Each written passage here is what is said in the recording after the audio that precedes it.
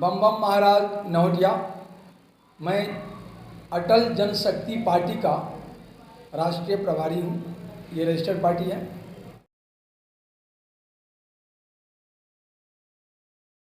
अटल जनशक्ति party देश में राजनीतिक दिशा और दशा को बदलने के लिए रजिस्टर्ड कराया गया है और आने वाले चुनाव में अटल जनशक्ति पार्टी दिल्ली नगर निगम से लेकर उत्तर प्रदेश विधानसभा, पंजाब विधानसभा, उत्तराखंड विधानसभा, उसके बाद और भी जो विधानसभा के चुनाव संभावित हैं उन सभी में अपने प्रत्याशी को उतारेगी। और जिस नीति और नियत से हम मैदान में उतरेंगे, चुनाव के मैदान में, हम एक भी कैंडिडेट को नहीं हमारा एक भी कैंडिडेट हारेगा नहीं, टोटल कैंडिडेट टोटल का टोटल जीतेगा ही। भाजपा से लोग दुखी क्यों हैं इस पर मैं ज़्यादा नहीं जाऊंगा। दिल्ली में दुख का कारण है बहुनिकाय शासन। दिल्ली में एक निकाय नहीं है। दिल्ली में एनडीएमसी है, डीडीए है, एमसीडी है, और एमसीडी भी 3 भाग में बांट दिया गया है। फिर दिल्ली सरकार है। ये सबसे बड़ा कारण है दिल्ली के लोगों के दुखी होने का, विभिन्न बहुआयामी शासन व्यवस्था। और जिसमें जो वर्तमान में दिल्ली की जो सरकार है, ये बहुत ही आज तक के इतिहास में ऐसा मतलब पटरी से उतरा हुआ सरकार कभी नहीं देखे थे। और मैं ज़्यादा क्या कर सकता हूँ। मैं आपको ये बता देना चाहता हूँ, 2019 से ही जब कोविड की बातें आई थी, तब से ही मैं सरकार को ध्यान आकर्षित किया। मैंने साफ साफ और स्पष्ट लिखा, ये जो चिकित्सा पद्धति, ये पुरातन पद्धति है, इन सब को एक साइड करके एक जो एलोपैथिक जो किसी भी रूप से नकल है, भारतीय चिकित्सा पद्धति का ही चोरी करके एक नकल एलोपैथिक डॉक्टर जो चिकित्सा पद्धति बनाए नकल करके, तो नकल तो नकल होता है। तो इस जो नकल चिकित्सा पद्धति है, इस चिकित्सा पद्धति में कोई भी रोग का परमानेंट इलाज नहीं है।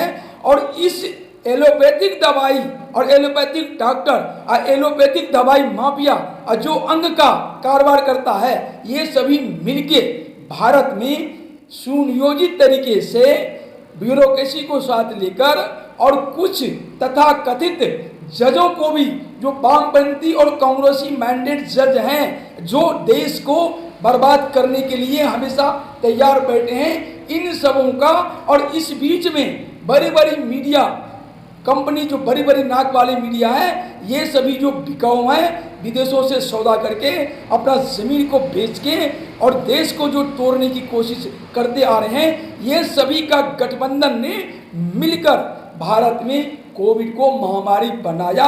और केजरीवाल की जहाँ तक बात आई है, आपको मैं बता दूं, दूसरी लहर कह के जो इन्होंने कोविड को प्रस्तावित किया, उसमें जिस प्रकार कोर्ट ने केंद्र सरकार के प्रयासों के ऊपर कमेंट किया और केजरीवाल और राज्य सरकार, जो 9 राज्य सरकार विपक्षी राज्य सरकार है, उनकी जो करतूत थी, जो देश की जनता के विपरीत थी, उनको कभी कमेंट नहीं किया। इन सभी के आलोक में मैं दावा के साथ कह सकता हूं कि ये लोग मिलकर शो हेरा फेरी किए हैं।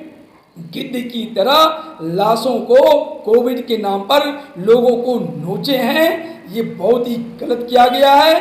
अन्यथा अगर इनके नियत और नीति ठीक रहती तो यहाँ कोई कालाबाजारी नहीं होता, कोई ऑक्सीजन सिलेंडर की कालाबाजारी नहीं होती, कोई रेमडेसिविर की कालाबाजारी नहीं होती, बल्कि ये सारा चीज़ एक ग्रुप बना के, इस ग्रुप में मीडिया, देशी और विदेशी राजनीतिक 28 राजनीतिक दल, और उसके बाद जो जेचंदी गद्दार वामपंथी हैं ये, उसके बाद तथाकथित कुछ जज, दिल्ली हाईकोर्ट के कुछ जज सुप्रीम कोर्ट के, ये सभी मिलकर एक गिरोह बना के, गठबंधन बना के कोविड को महामारी बनाया और उससे देशवासियों को नोचा, खसोटा और उसी के हिसाब में मौतें हुई।